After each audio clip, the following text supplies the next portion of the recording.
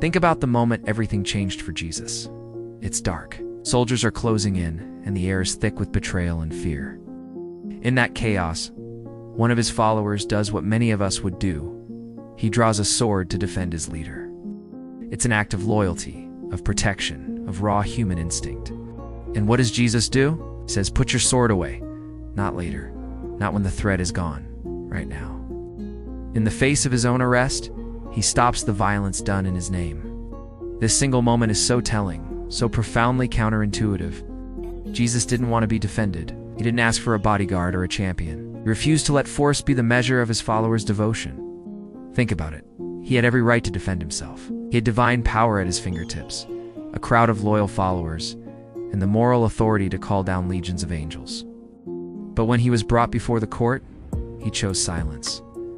Faced with false accusations, he didn't offer a rebuttal. Standing before Pilate, the symbol of earthly power, he didn't perform miracles or stage a grand escape.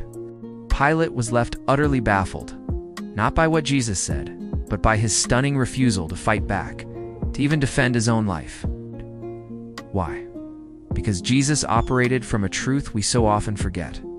Real truth doesn't need armor. Genuine love doesn't need a sword to prove its point. The kingdom of God isn't built by winning arguments or overpowering opponents. He said it himself.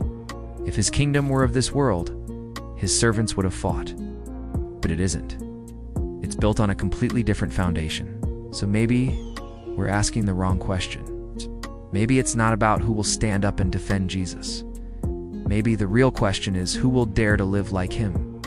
So much of our instinct to defend comes from a place of fear, fear of losing control, fear of being misunderstood, fear that the truth is somehow fragile and needs our protection. But Jesus lived as if the truth was powerful enough to stand entirely on its own.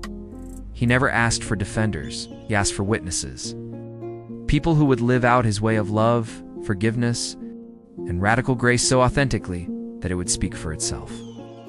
Maybe our faith isn't about building walls to protect a name, but about embodying a way of life so compelling, so full of love and truth, that it requires no defense at all.